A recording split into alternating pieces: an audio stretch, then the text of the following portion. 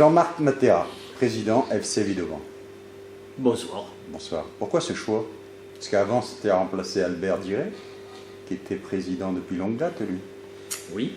Parce que Albert avait dit en réunion un soir, vu que j'étais éducateur au club depuis de nombreuses années, Ouais. et Albert a demandé si quelqu'un était intéressé par la présidence, parce qu'il voulait passer la main.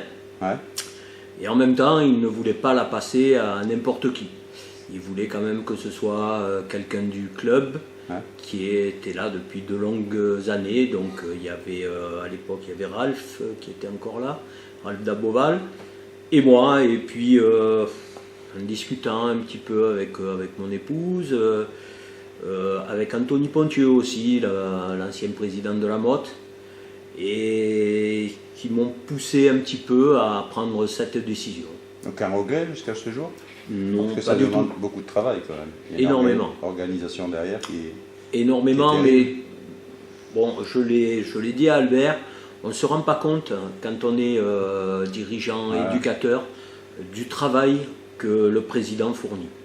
On ne s'en rend pas compte, et quand on est à la place, on se rend compte que vraiment il y a énormément de travail à faire.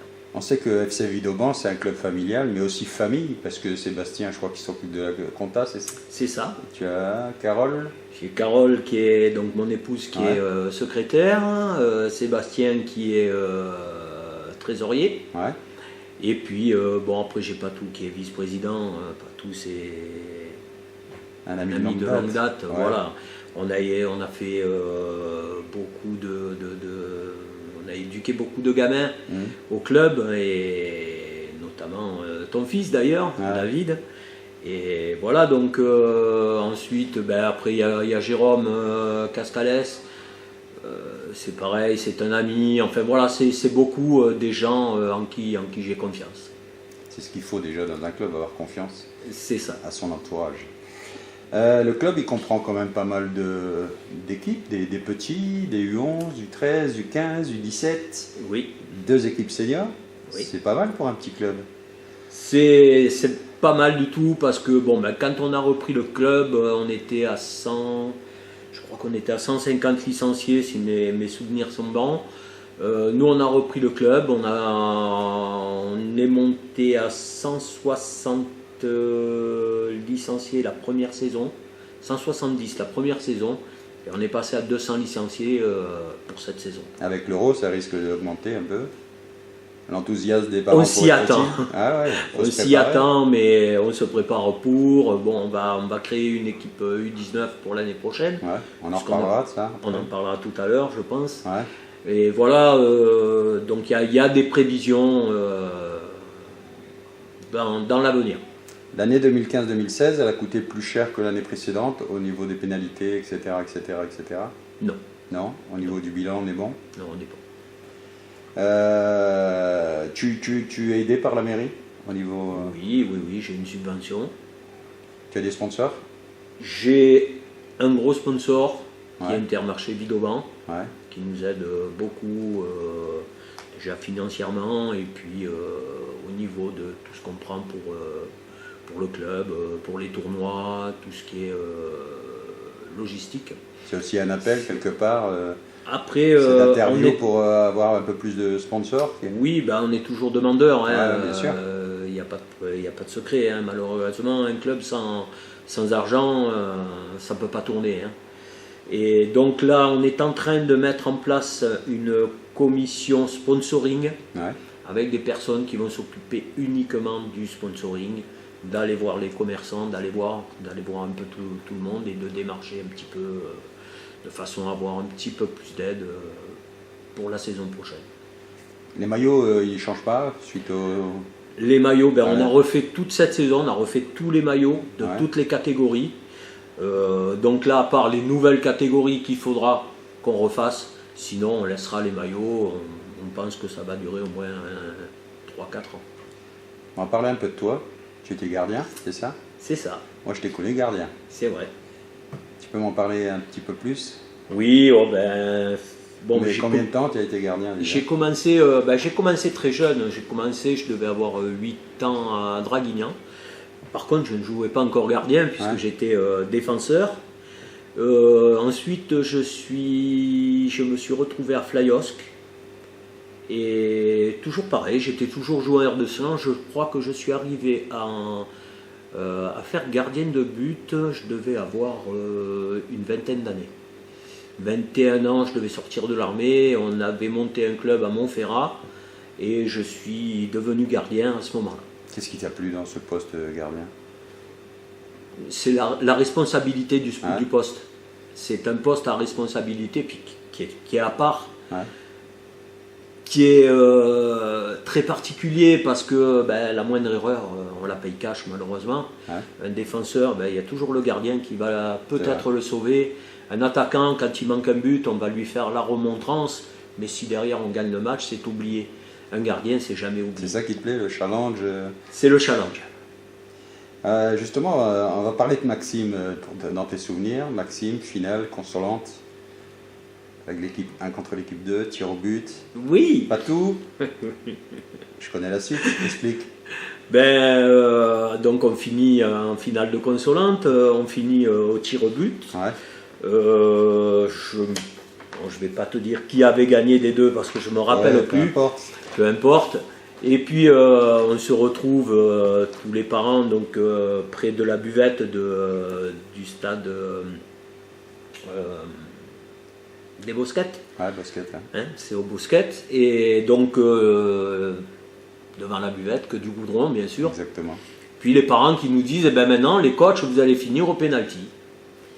Et short, t-shirt sur le goudron. Short, t-shirt, lunettes. Lunettes, parce que je joue, normalement quand je joue je mets des lentilles.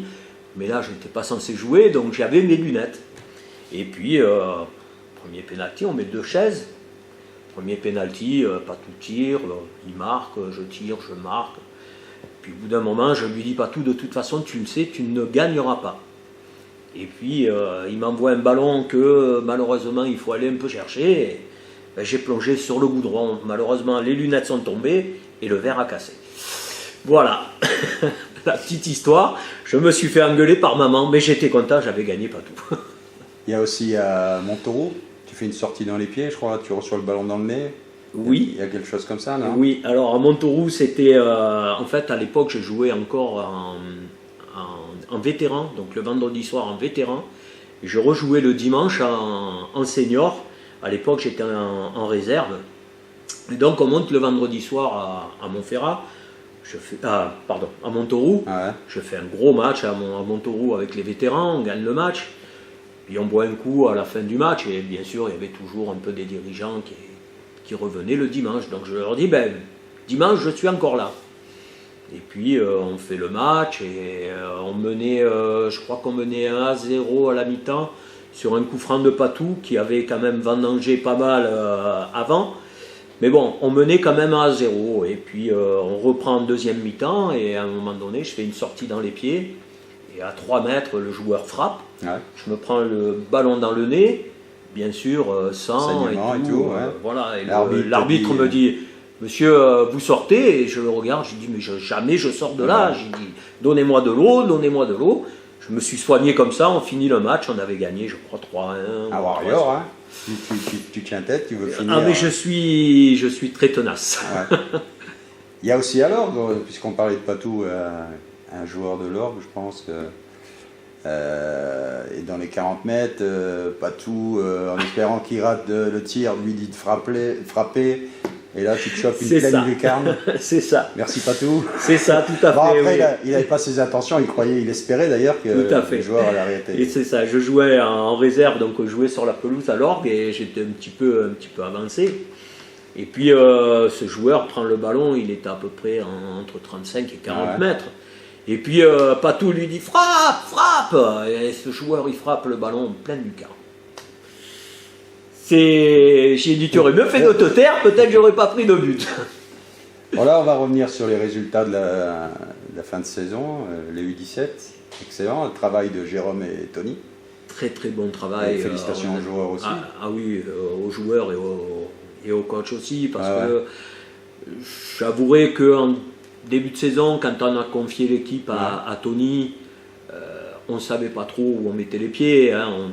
Moi, Tony, je savais qu'il avait déjà eu les U15, mais est-ce qu'il allait tenir toute la saison?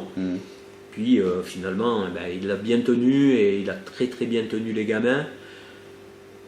Quoi dire, ils ont fait une très très belle saison. Moi, ça a été un plaisir de les voir jouer. On est allé au Bossé en 8e de finale de Coupe du Var. On va pas parler de l'arbitrage, hein, c'est pas, tu me connais, je suis pas du tout comme ça, mais je pense qu'ils auraient pu aller plus loin.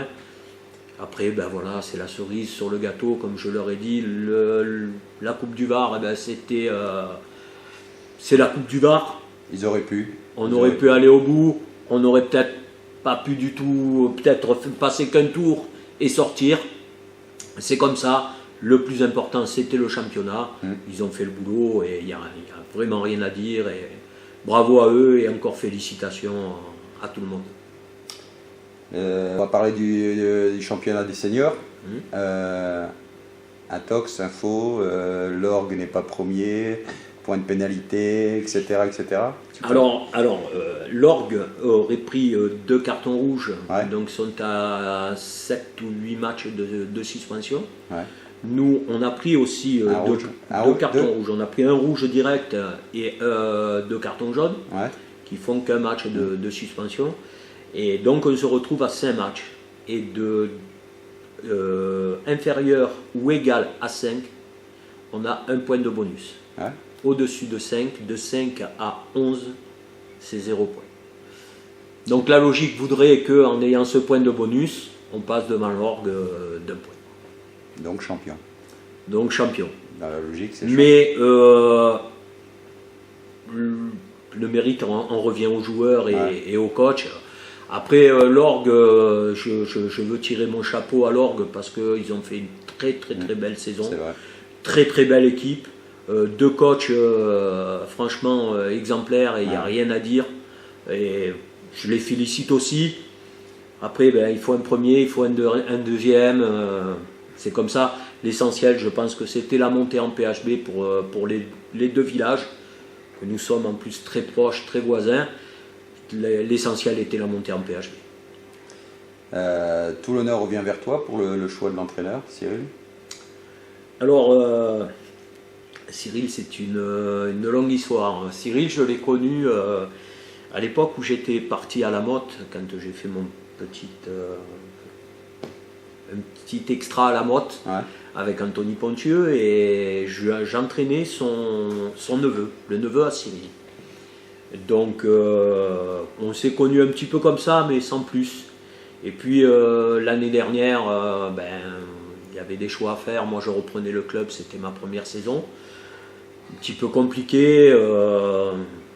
J'ai eu pas mal de coachs à voir, et notamment Cyril. Et puis, à un moment donné, on fait un choix. J'ai pris Momo Zenoui, que je connaissais parce que je jouais avec lui en vétéran.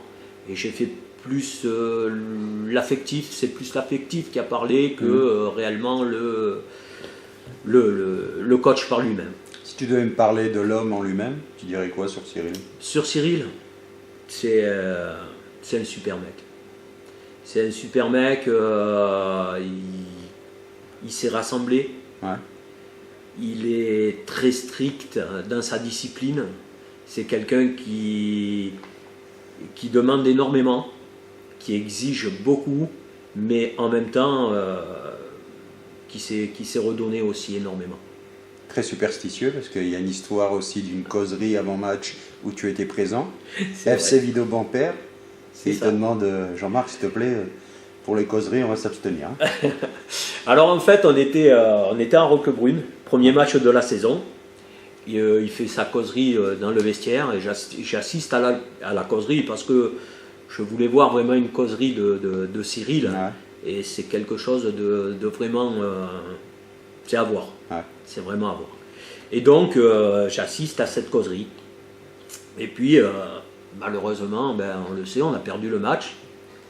Et donc, quand on devait faire le match de Roquebrune, qui malheureusement ne sont pas venus sur le dernier match, Cyril en réunion me dit mais il me semble qu'à Roquebrune tu étais dans la causerie. Donc on a perdu le match. Donc tu ne seras pas à la causerie du dernier match. C'est vrai qu'il y a beaucoup d'entraîneurs qui sont superstitieux sur certains faits. Mais Cyril, je crois que c'est vraiment... j'ai eu même sur le banc, chacun à sa place. C'est quelqu'un qui est très carré et qui est très superstitieux. Et puis, mais bon, le travail est là. Là, tu parlais de Roquebrune qui ne sont pas venus, dommage, à un moment de fête un peu gâché.